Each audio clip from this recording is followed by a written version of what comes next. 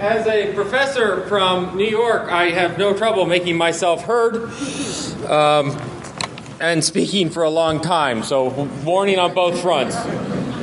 I'm really glad to be here, and I really appreciate the invite from WNYLRC. And, I have to love an organization that's going to pronounce every last letter in their name. I think that's great. No cop-outs with those little letters that we skip. That's good. I want to talk to you today about the library's conversation and some of the work that we've been doing with the American Library Association and other folks to talk about really looking at the future of libraries and looking at what it should be and looking for some guidance in what it should be. And so I was really interested today in the topic. But in the topic, it reminded me, as Andy mentioned, I give a lot of these talks.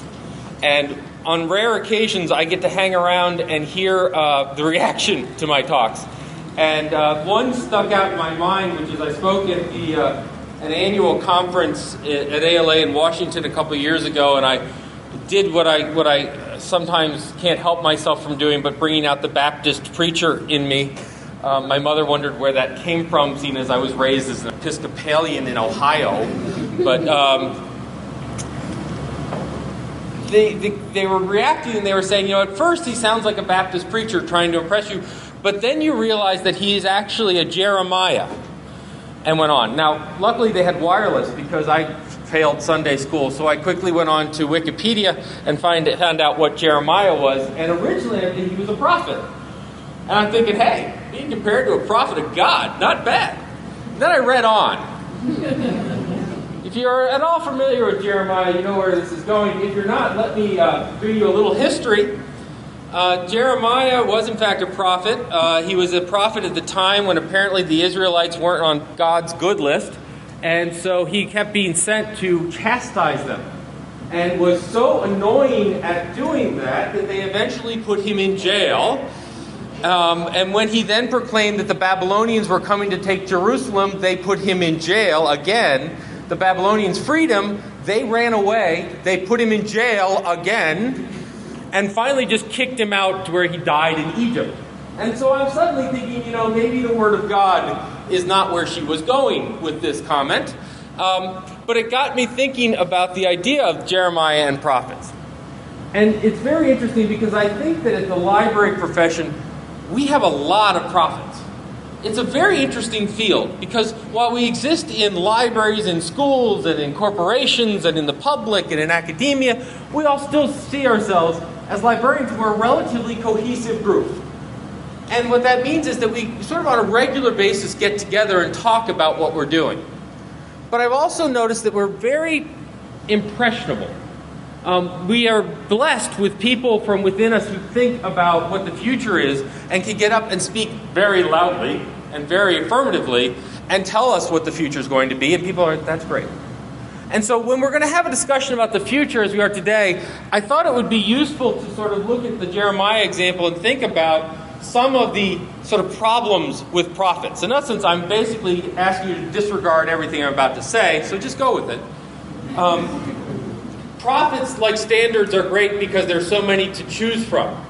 And what I would warn you to do as you're doing your daily work, as you're doing your daily business, as you're listening today, is to beware of some of the pitfalls of people who speak loudly in front of rooms. Such as the visionary without reality. This is one of my favorite. This is the people who talk about the future and discuss how we're going to have jetpacks and fly in to our libraries on a regular basis and read things out of microfilm. And it's going to look really just like a combination of Logan's Run and Colossus the Forbin project of machines talking to us. And it's great, but there's no sort of sense of how to get there.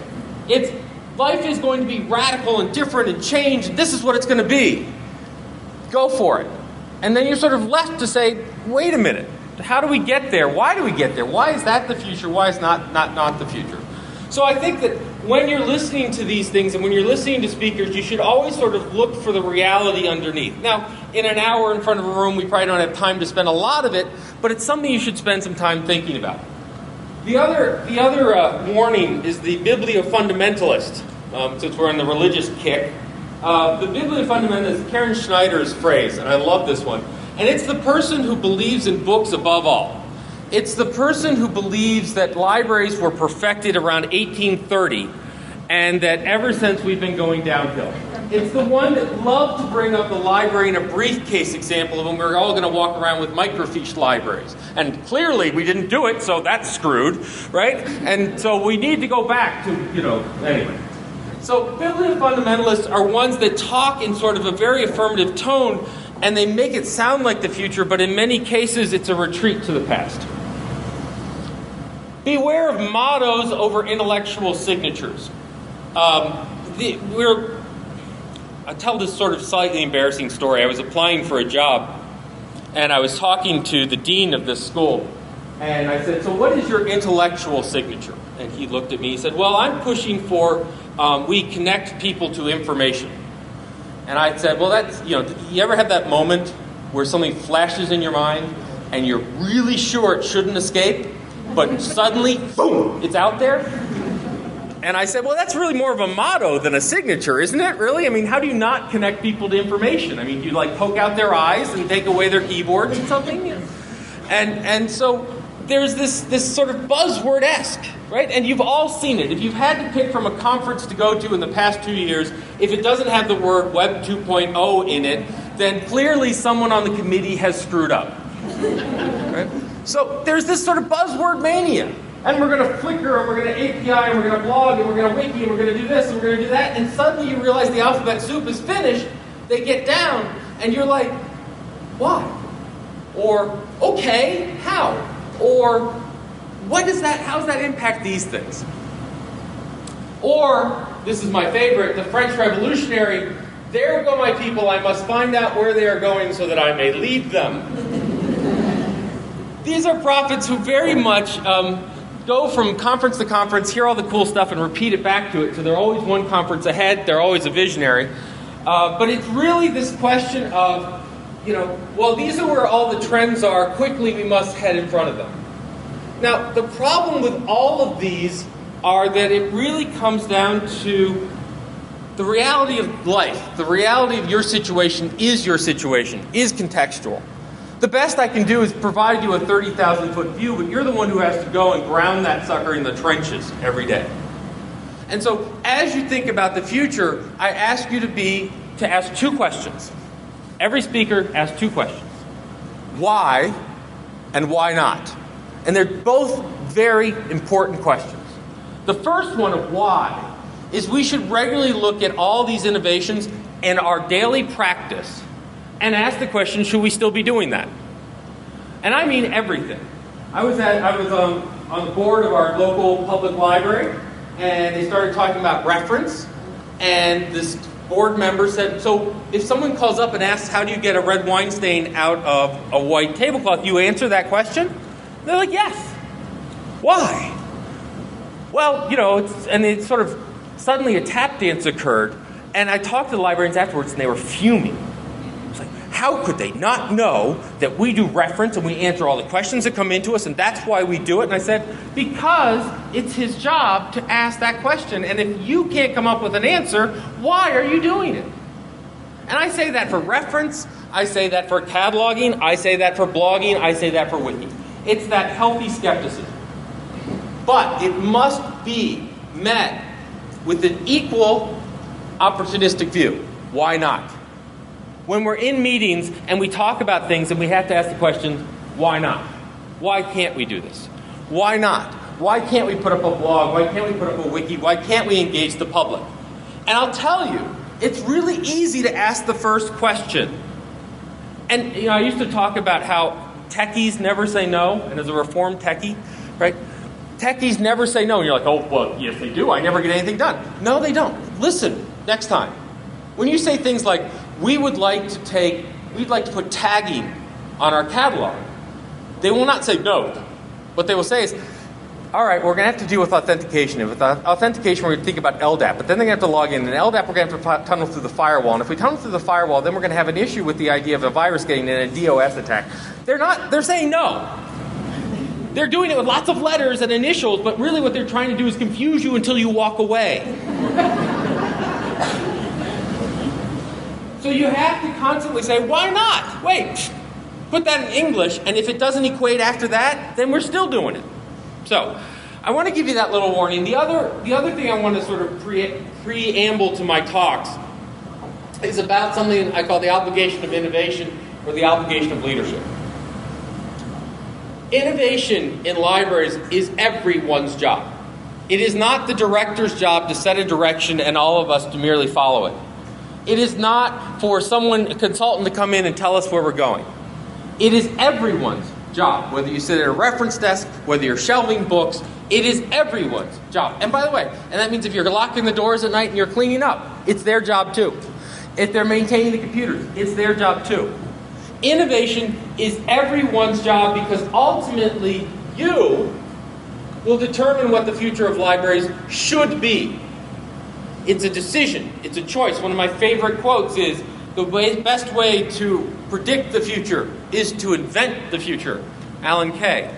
I love that quote. We have that opportunity. I was talking to a library director who said, a lot of people are sort of really anxious right now. What's next? Where are we going? All this new stuff, this change. And she said, this is great. What a great opportunity we have to predict where it's going, and not just to predict, but make it happen. That we don't passively sit by and let the future sort of strike us.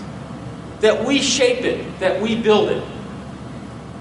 And the idea of innovation, I think a lot of people have this picture of, Steve Jobs getting up and showing the latest gadget. He's an innovator, right? Or, Edison, he's an innovator. We have this sort of pedestal that we put innovators on. You probably don't think about this guy as an innovator. He comes from Syracuse. He created the shot clock for the Nets, for the Nationals in Syracuse. And what was happening in the 50s is that pro basketball scores would come out like 17 to 19. And the reason it happened is because the minute you got 1 point, what did you do? You just sat there and you waited for the clock to run out. And they all said, this is really not that exciting. And so this fellow said, I love it. He took the average score he wanted in a game, which was 100, divided by the minutes played, and came up with 24 seconds is how long it should be between each shot. That's why it's 24 seconds. And he put this clock and he said, the minute you cross that middle line, that thing starts. And if you don't shoot it before that 24 seconds is up, the other team gets the ball. And what it did is it dramatically changed the pace of the game. Suddenly it became a high-scoring game. It was fast-moving. It was jump shots. And then it was slam dunks. And suddenly the game exploded. And when television truly hit, they started broadcasting. It was a television-friendly game. And it made basketball go from a backroom operation to a major activity. Inventing a shot clock because he was bored turned into a major revolution for that industry of basketball. So when I talk about innovation, I don't mean you have to come up and say, I've got it. This is the grand vision. We must now all wear Lycra, and we will be in the future. What I'm saying is think about what you're doing, asking that question of why and why not, and figuring out how to make it better. And if everyone in the library is having that conversation, then the library will get better, and you will be inventing your ideal future and not waiting for it to happen. Now, I have what I believe are some guiding principles for thinking about that future. Realizing that I just told you that you have to question everything I say, I'm going to give you something to question. I'm going to put my cards on the table and talk about what I think are some of the principles that we should look about in the future. If you're one of those folks who sits in the back and does one of these, well, that might work in Syracuse. We've all been in those meetings, right? Well, that's, an academic. Who would have guessed, right? I challenge you, if you don't feel comfortable here, email me and say, you're full of it. Let's talk about these things and let's actively engage them. So here it is. We've developed this concept called participatory librarianship, and it's founded on a pretty simple concept. That simple concept is that knowledge is created through conversation. We'll talk about what that is in a little bit more detail. Knowledge is created through conversation. That conversation may happen in these kind of broadcast situations. It may happen one-on-one. It may happen between organizations. It may happen within your own head. If you're sitting there going, what is this guy talking about? Who are you talking to? You're talking to yourself. So that's a way to do it. When you're reading, you're not having a conversation with the author, you're having a conversation with yourself that the author is provoking through some of the language. That if libraries are in the knowledge business, and I've had few people who've challenged me on that and said, no, we are really in the warehousing business. If we're in the knowledge business, we're in the conversation business, not the thing business. Right? Now, the other accusation I get when I get up and do these big talking head things is that I talk about these things and you need 500 librarians to do it. Or, oh, that's great for an academic library. Or maybe the public could do that. And so, rather than taking on and showing you this in terribly academic terms, I thought I'd make it real personal. And the past 2 weeks has been sort of like a bizarre homecoming for me. Because last week I was at LIDA, which was in Cincinnati where I grew up, went to my high school reunion. Realized that all the people you hang out with would never go to a high school reunion, and so you're left there going, I didn't like you to begin with. And I caught up with my mom, and my mom grows in Glendale. The other homecoming thing is my father grew up in Tonawanda. He grew up here, and so I saw Ted's Hot Dogs, and I figure I have to get some beef on wick, some sponge candy, and Loganberry, and I'm allowed to go home to Syracuse. So is there still that replica of the David statue along a highway somewhere that gets embellished every so often? My father claims that he came up with that idea. I said, what does this say? You see a statue, you got to paint things on it. Okay. Strategically. But when I was home, I want to talk a little bit about home because it turns out that my mother is part of a group of people who are restarting a community library. And where's home? Home is Glendale, Ohio. Now, you can see Glendale, Ohio here because you see building, golf course, massive trees. That's Glendale. Glendale is the massive trees place. And so Glendale is not a big city. It's the suburb of Cincinnati, small place. And what they did is they got together and they said, hey, let's put on a library. And so they found this building that used to be the library, and they recreated it. And how did they recreate it? They got a bunch of donations and books, and they put them on the shelves, and that was the library. Now, it's very interesting that, so we're not even talking a one-person library. We're talking a couple of retired librarians who are helping along the way. My mother's a teacher, retired teacher, that kind of stuff. And when I'm talking to her about this, really excited, going, oh, this is great, this is wonderful. And she was talking about, she and Mrs. Zobe go and they do their knitting and, they man the library. Oh yeah, like you don't do knitting at the library. And what's interesting is she sort of was somewhat apologetic about it. She said, well, we got all these books and we got the materials, but, we're just sort of sitting there and, we managed sort of to get the fiction and the non-fiction divided now. In a sort of embarrassed way that, unfortunately, we had the books and we put them on the shelves and we were able to do this thing, but we know that doesn't make a real library. And, we know that the books aren't in the right order and that we'd like to separate out the children's section, and we don't even have a catalog. And what struck me in this conversation is this calculus she was doing in her mind, the equating she was doing in her mind of what is a library. And it looked something like this, which is pile of books plus shelving plus the Dewey Decimal System equals library. Right? And I wanted to say, it's okay. It's all right. But it's interesting when you start with that. Right? I mean, what's interesting is that to look at someone who's a non-librarian and a group of people who are non-librarian, that they would even be aware of this, shows that they've done some thinking about it beyond it's just a group of books. But I want you to think a little bit about when you define your library and your task and the main goal, how much different is it from that? Now, we have been trained in a knee-jerk reaction to stand up and say, clearly you're missing the most important thing, which is the librarian in that equation, right? But we're talking less than 1,000 books. And what I want you to do is to think about the way we project the profession and the way we train the profession, the way we present ourselves. This is not an anti-book talk. And this is not a book brand talk.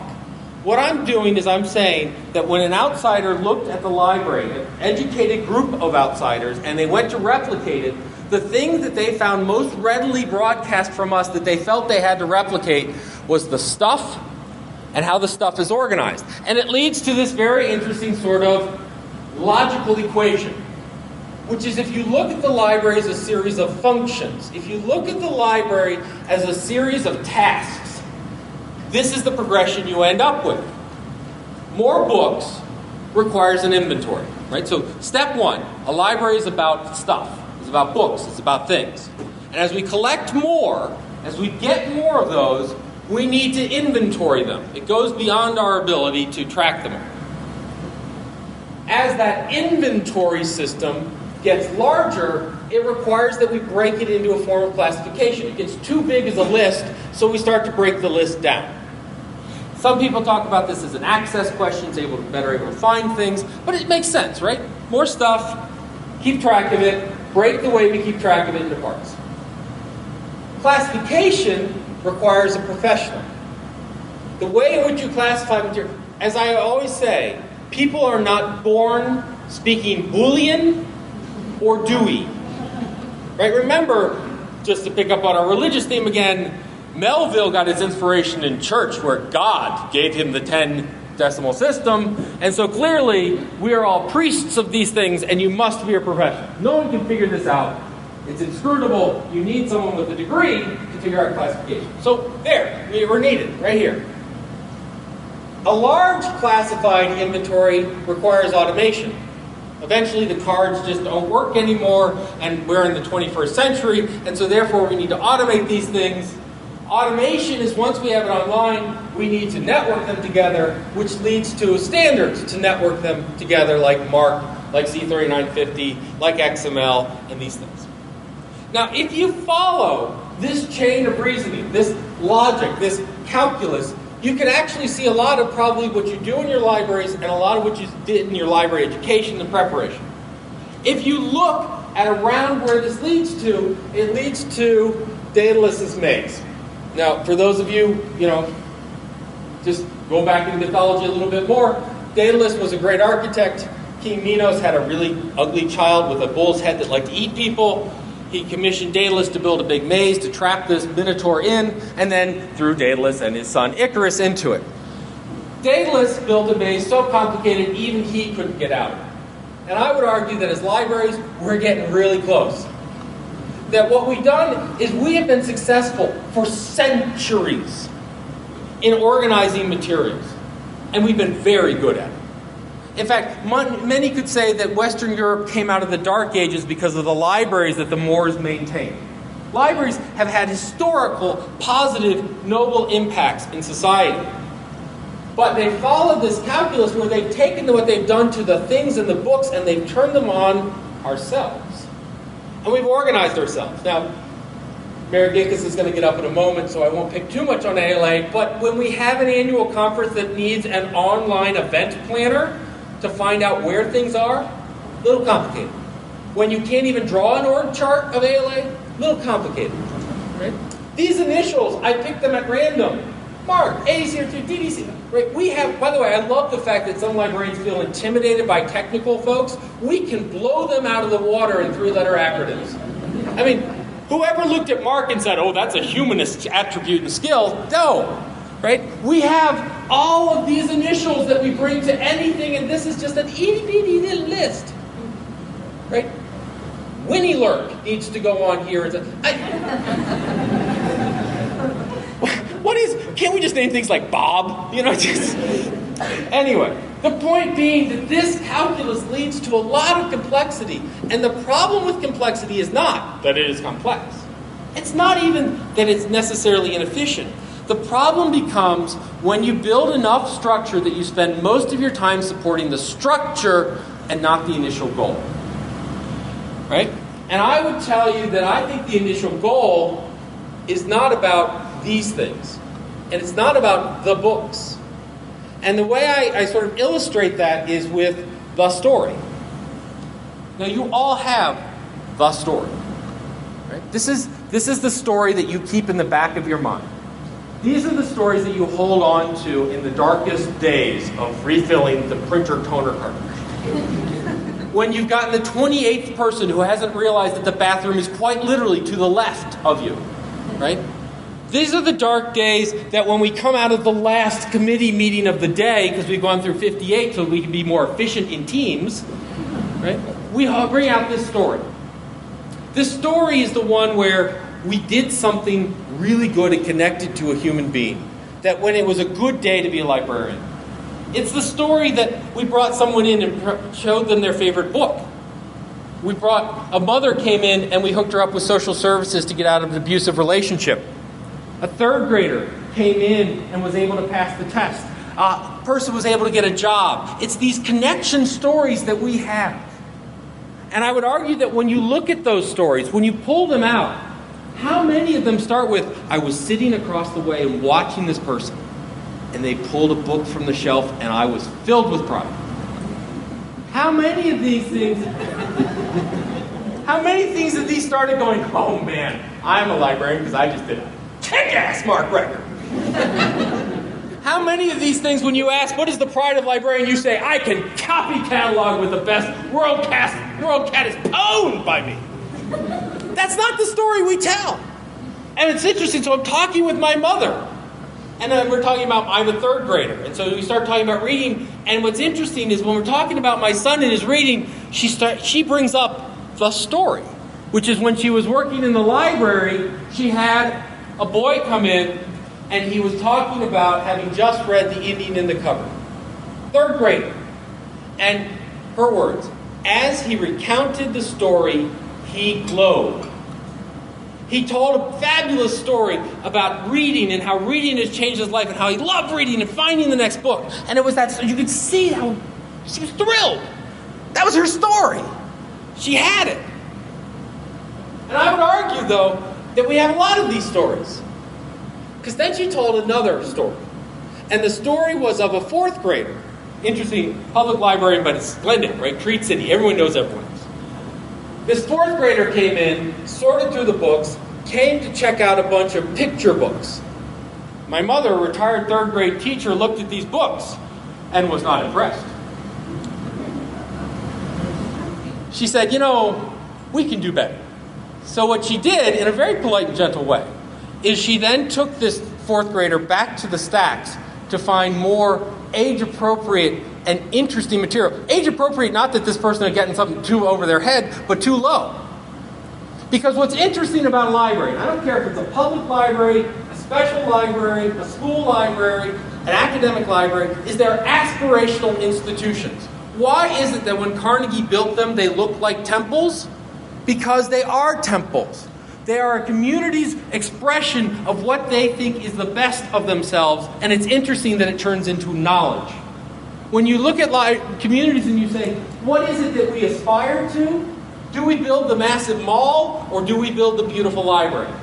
Look at the architecture example in American libraries. When you look at Seattle, when you look at Salt Lake City, you look at these things, they built a statement that says, we are a good community because we value knowledge and learning.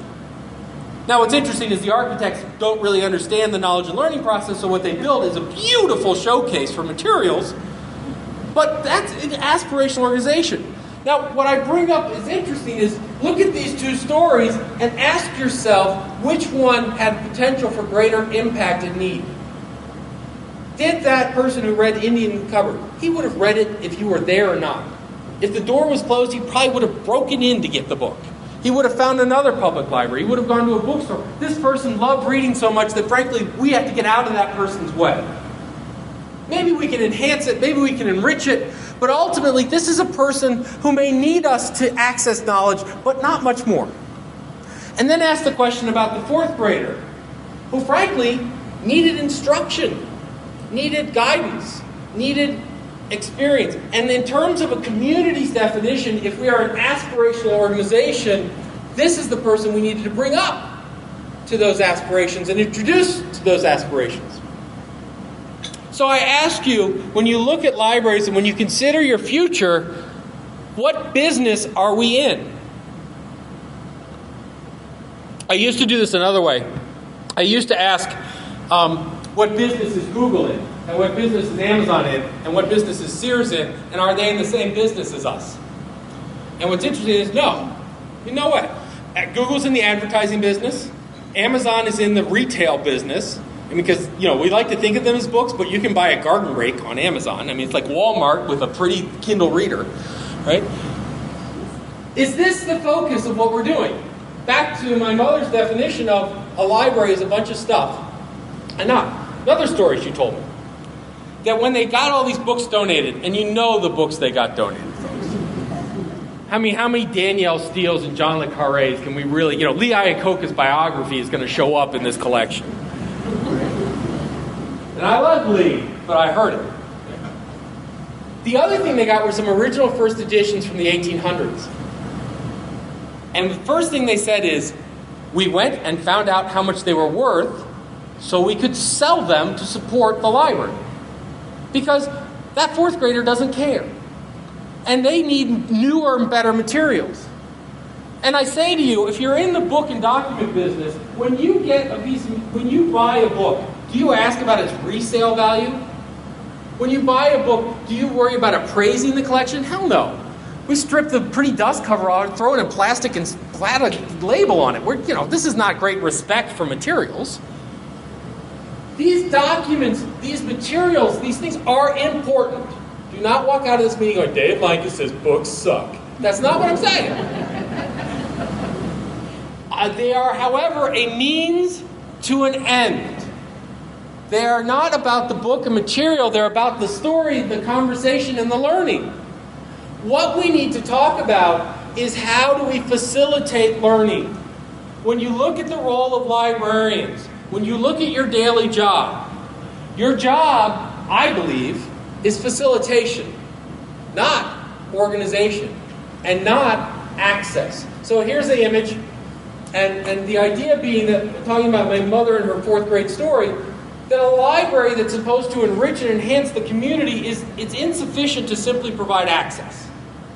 And the notion being, when you teach someone to read, you don't take them as, in 5-year-olds, throw them into a big room full of books and say, good luck. That's not how we teach people to read. It's just like, I love the idea that technology is too complicated, books are much easier, and yet we devote 7 years of intensive socialized education system to teaching people how to use this interface called the book. It's called reading. It's not intuitive. So simply providing access to stuff is insufficient for knowledge. Access does not equal knowledge. You can't walk up to something and simply say, I know it. If we could learn by osmosis, I would have passed Latin. Right? Agricola, spectas, that's it. That's all I got. 1 year, 1 failing grade. Agricola, spectas. My parents were not happy. What we need to talk about is facilitating knowledge, which is access as one part of that. So let's go back to our original premise.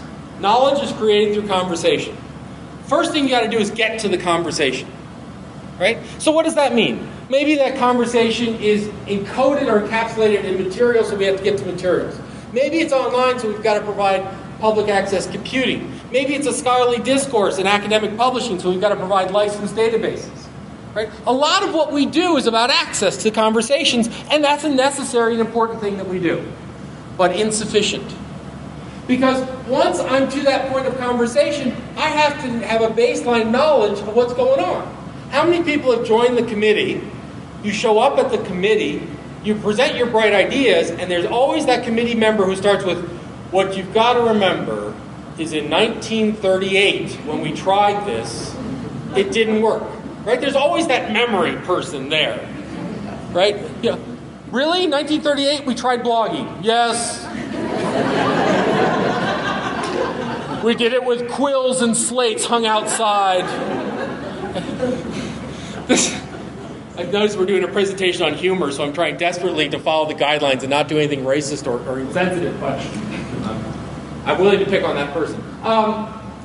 Knowledge means the history, really, of what happened.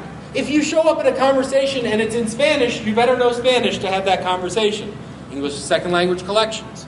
When you go online to online courses and their prerequisites, what are they? If you're going to be online, you need to have basic computer skills of what's going on.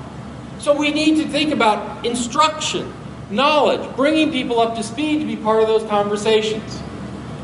Environment. We need to provide a safe environment for them to do that in. Now, public libraries, we talk a lot about physical safety. Kids coming in after school programs and such, this is a haven for them. But a lot of the principles of librarianship are founded on the concept of intellectual safety. That you are safe to explore any idea without thinking that someone's looking over your shoulder. A lot of privacy concerns and policies are safety, environmental concerns. What we're trying to do is create a place where people feel free to engage in these conversations and learn. And this is the one that we always mess up on, motivation. There are two types of motivation, intrinsic and extrinsic. Motivation that comes from within and motivation where you're forced into something. Right? So, for example, that boy speaking about the Indian in the cupboard and how much he loved it is internally motivated.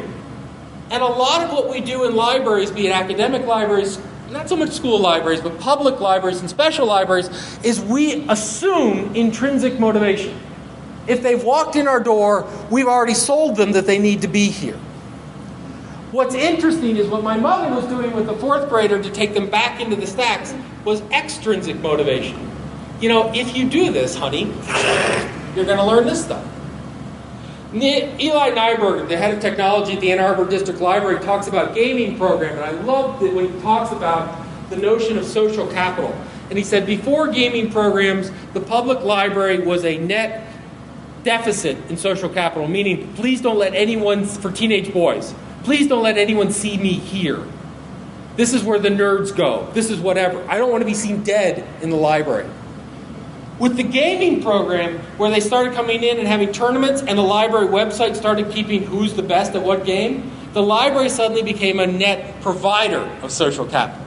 Now, the teenage boys were dragging people to the library to show them how cool they were. What happened was, this is a motivation thing. The library found what motivated kids, recognition, gaming, such, and provided that, which turned into greater use. What motivates your kids? Academic libraries, drives me nuts.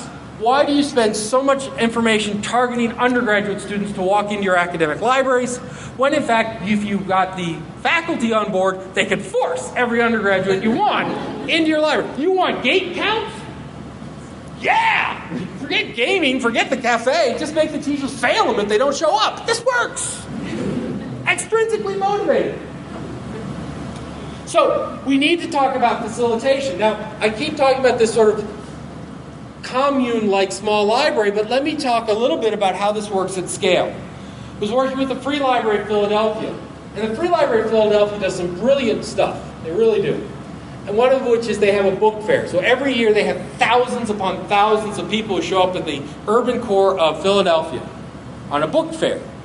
And the book fair is all about books, right? Except it's all about speaker series, it's all about new technology demos, it's all about entertainment and music. They have several stages, they have story hour. It's not about books. Books are sort of the excuse or the platform from which the true knowledge and conversation engagement begins. They have a speaker series where they have Nobel laureates show up every so often, and it's sold out every time. They're working on a new central library, and they're trying to create an auditorium that's 3 times as large because they can't accommodate the demand for the speaker series. People are learning. They created, they as many communities do, one book for the whole community. Everyone reads the same book. They did it, and they had the speaker of the book come in, and then they have small groups talking about immigration and its implication. And what they're doing is using the book to spark a community-wide conversation on a set of themes geared around whatever the book topic is. And we started talking about other ways in which we could talk about implementing some of this conversational, participatory stuff in the library. We started on this idea called the entrepreneurium. So the entrepreneurium works like this. We sat down with the business community and we said, what can the public library do for you? And the business community said, not much. They said, in truth, Pfizer Pharmaceuticals, Shell Oil, we're fine, thanks. We're doing great. I mean, I know there's lots of stuff on Urban Library Council talking about economic development in the larger picture, but stick with me for a minute. And then we got together with a group of venture capitalists and entrepreneurs, and they said, you know, you really can't help us that much, but I wouldn't be here without the library. And almost to a one, they told the story about how they went into the public library and they found the business plan, the information, what have you, that helped them launch their business. And I said, all right, so if you're really, and now they don't need the library, but boy, did they need it at the point of entrepreneur and economic development. I said, so what does economic development look like? What does the library, business collection, reading room look like in that setting? They said, well, you know what it doesn't look like is this. They said, what the business entrepreneurship center of the public library should look like is this. They said, when someone comes in and they want to start a business, right? Philadelphia, economic development, kind of a big thing. I'm sure in Buffalo we don't have any conversations about economic development. We're in upstate New York. That's all we have conversations with. And 300 organizations that get state funding that don't help us. But anyway, what happens? I come in, I don't know how to start a business. First of all, I may be a single parent. I need daycare. I need a place to work outside of my home environment because my home environment's too hectic and busy. Okay. I need to know how to put together a business plan. I don't even know what a business plan is. And frankly, handing me a book of business plans is insufficient. I need a curriculum that actually teaches me what I need to know and walks me through that process. Once I know a business plan, I need a place and technology to put together that business proposal that I can pitch to access to venture capital, access to banks, access to accountants, access to lawyers. I need to take field trips to other successful small businesses to find out how they did it. When you ask me what I want in a public library, I want a public university that teaches me and creates incubator space for small business. I don't want a passive repository of materials. I need an active place of conversation and knowledge that teaches me how to do these things. Now, we took this idea, and we liked this idea, and we started feeding some of these ideas. We talked about a writing center, where writers come to write. We're going to talk about a music center in a moment. And we went to the librarians, and we said, this is what we think you should do. And our number one response was, that's great. We have too many books.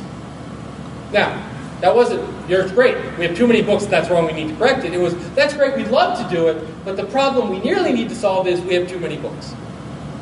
That happens is we went from 4 million volumes to 9 million volumes, and if you want to build a new library, what we do is build a beautiful glass encased space, and we put compact shelving on every square inch of it, and we fill it up with volumes. That's what we need.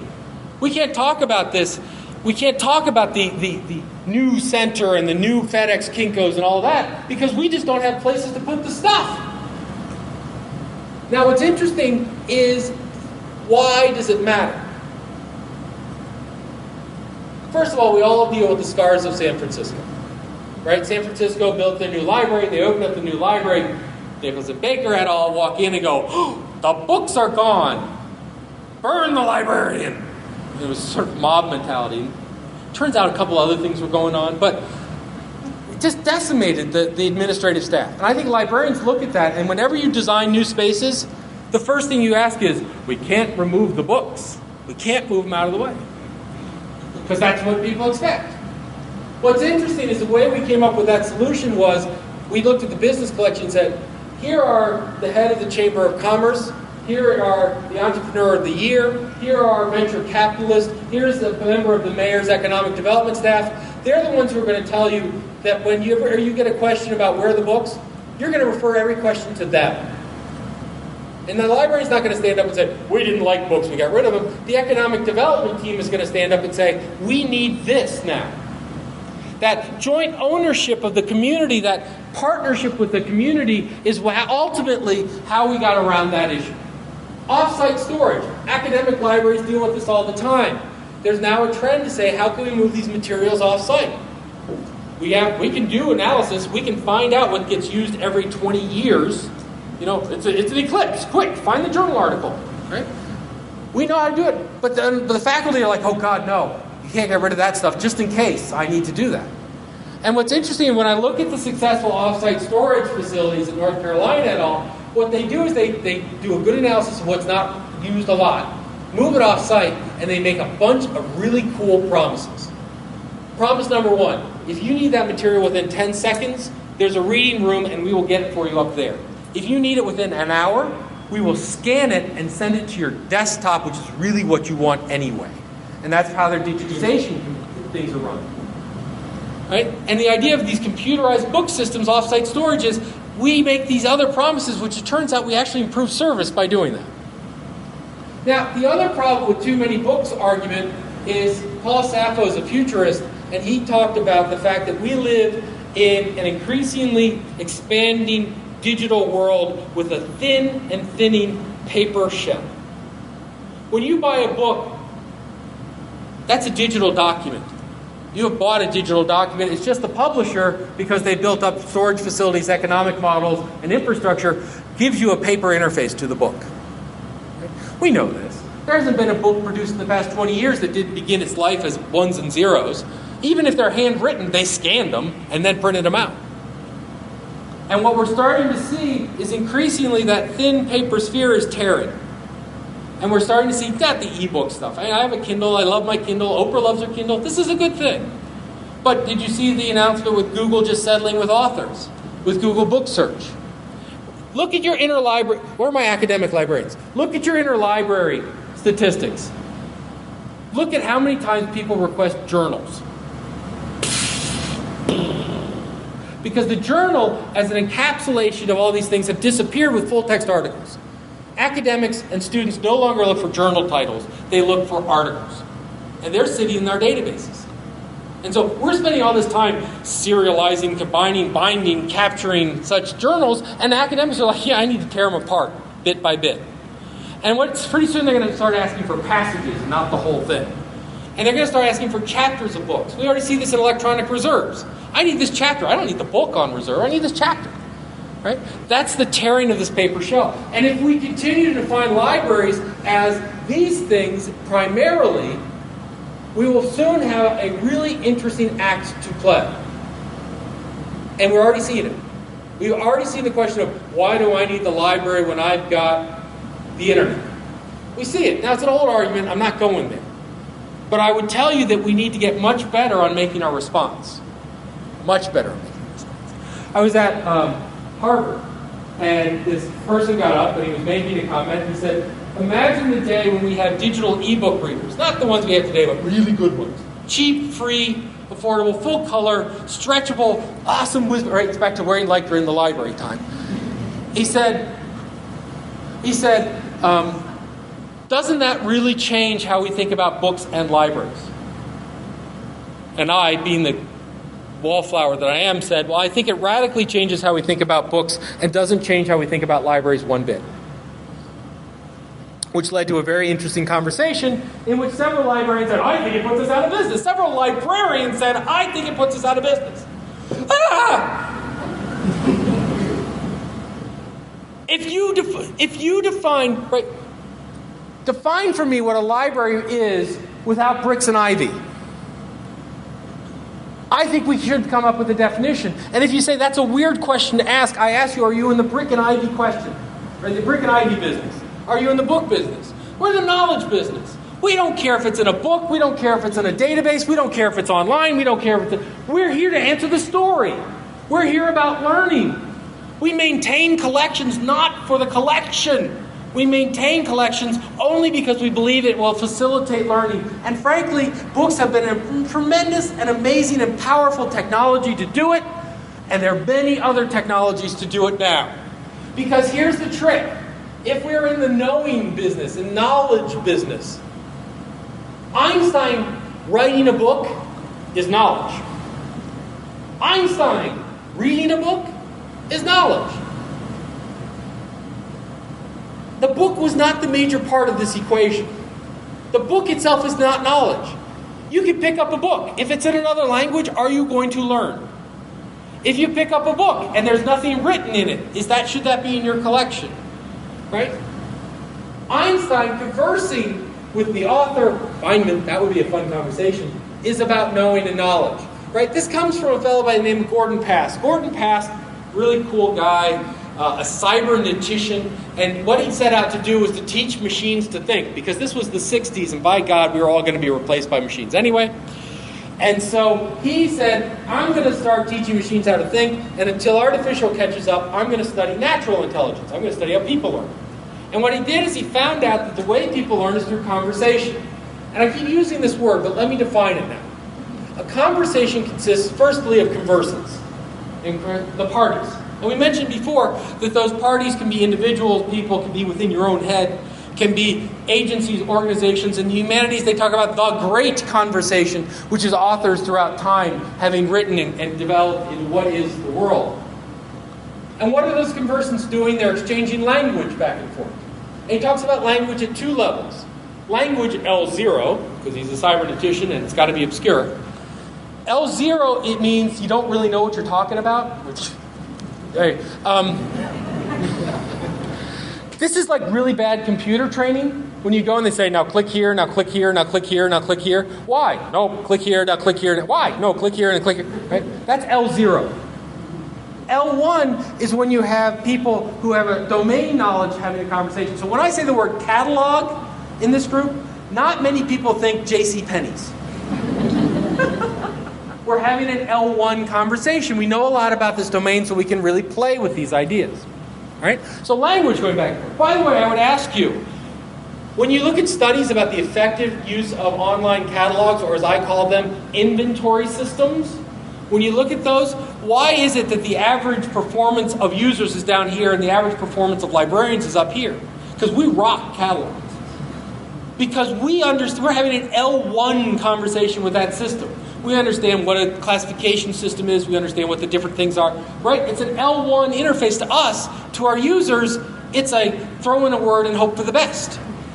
And the system does nothing to bring a user from here to here. We do. We have classes and courses in information literacy that are well attended, where we talk about how to have an L1 conversation with a catalog. Because by God, that's the best use of our resource, is teaching people how to talk to an inventory. Right? My phrase of the day is we need to stop having next generation catalog conversations and make sure this is the last generation of catalogs that ever escape. We need to spend time on real discovery and knowledge systems. All right, another call. What are we doing with this language back and forth? We're seeking agreement. What do I mean? Well, when I'm having this conversation, not terribly interactive, but I'm looking for this. Right? We're having conversations back and forth. That's why you sub it, right? Does that make sense? Is that all right? Any questions? Right? This is the idea of we're seeking agreements. This can happen, I mentioned, in multiple groups. When you're having a discussion with a vendor about a licensing agreement, your language is going back and forth and you're seeking an agreement that gets encoded in a thing called a contract. But that's a conversation. What knowledge is being developed? The knowledge of what is promised, what is capable, what are the recourses, that kind of thing. And we store these agreements in memory. And that memory isn't just a big bucket where everything's stored. It's a really interesting web where what we do is when we take something to our memory, we link and relate them to other materials. Quick example. I'm going to give you a word and 3 possible senses. All right, ready? Light. Light. How many of you thought illumination? How many of you thought doesn't weigh much? How many of you thought set on fire?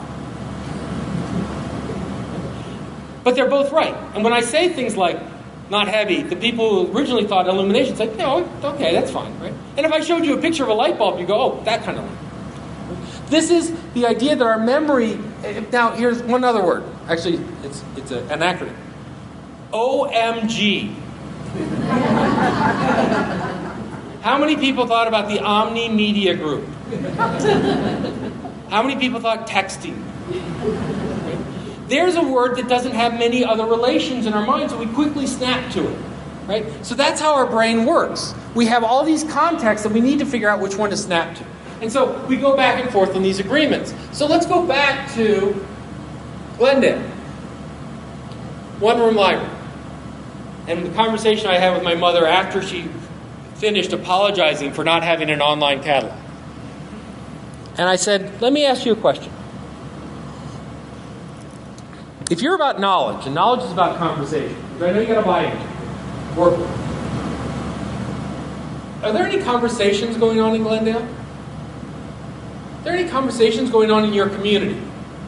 Are there any conversations going in with your service public? Right? My guess is probably. There are probably generational questions going on. Glendale is an aging population. What do we do by bridging the aging and the young kids? Are there things that youth can learn from adults? What do we do about capturing the knowledge? Can you have that conversation in the library? Can you capture that conversation and from that conversation make it part of your collection? And so that next time you have, how many people, I'm going to pick on the public, I'll start with the publics. Public people, how many of you had a youth violence conversation in your community within the past 3 years? Really? I'm moving to Buffalo. This is good. Our economic development, how can we improve downtown corridor and that kind of stuff? Maybe I don't have a lot of public. How many academics have had the question of assessment and outcomes-based assessment? These are important conversations going on. What's the library doing as part of that conversation? Do you, for example, collect assessments and provide them up to the assessment committee? Do you provide examples of other folks? Do you provide facilities for them to have that conversation in? Do you tape the conversation so next year when we have the same conversation again, we can try and catch up to speed from what we did before? This is the interesting area of knowledge, capturing conversations. By the way, I want to pick on briefly the white knight of the last generation, which is institutional repositories. Institutional repositories are going to save all the academic libraries, and yet we build them and no one comes. And what do? We take all the output of our scholars, we drop them into Dublin Core bit buckets, and put them in a relatively inflexible interface. Repositories, that doesn't make sense to an academic. We want to see something like the Public Library of Science. We understand peer review in a journal article. If you want to build a repository that gets used, make it look like a journal article. Make it look like a journal that has these ideas of peer reviews and highlighting and matches my view, matches the conversation. Are we having conversations about politics? You can't tell me that you're not having conversations wherever you are about politics right now. If you are not, duh, how can you not? By the way, I come from Syracuse, right? Syracuse, we get the one Obama ad every 3 nights. I was in Ohio, and it's like every 10 seconds. And Buffalo, you guys have the most vicious political advertising. I mean, I wanted to hit some of these people. Oh my God, they clearly did screw up and take special interest money. And their children are ugly. And, what is your library doing to facilitate this conversation? Oh no, it's politics. We want to be unbiased. Excuse me. It's a conversation. I'm not asking you to get out and endorse. I'm asking you about the conversation, the forum that you're presenting it in. When people can walk around and talk about this guy being literally a Muslim terrorist, we have not done our jobs of accurately facilitating a conversation in our communities about these things. A trusted environment, safe environment to have a conversation about the issues. If there's one thing that libraries have as their main asset, it is not their collection, it is your reputation. Libraries have a reputation of being trusted and open and neutral. This is an important conversation to have. Conversations about economic development, conversations about terrorism, conversations about the economy. If you're an academic library, are your undergraduates in credit card debt? Do they truly understand what that means? That is not a student life issue. That is an academic conversation to have. If you are in a public library and you're dealing with foreclosures, how many nights a week are you having the economics and foreclosure expert come in and do consulting with your patrons? If you're in an economic questions in a special library, how often do you spend time talking about interpreting competitive intelligence and economic forecasting? If you're in a school library, do you use this opportunity to talk about investment for the youth? Conversations. I didn't mean buy a book on the economy, buy a book on this, buy a book on that. Unfortunately, there are like 300 books. They're all crap. But, that's not the point. So we talked to the music collection at the Philadelphia Free Library, and we talked to musicians. And we said, what do you want Just like we talked to the business people, and they said, this isn't it. You've got this. CDs, music, that's fine, that's great, but that's not really what we need. They said, number one, pop music community, handled. Creating nightclubs, venues, you can't trip without finding pop music. World music and classical or art music, the publication mechanism in classical music is not endangered, it is non-existent. You can no longer make a living as a composer because there's no one to publish your work. What they said is, and this is, what do you need from the Philadelphia Free Library? They said, we need a stage with 2 grand pianos.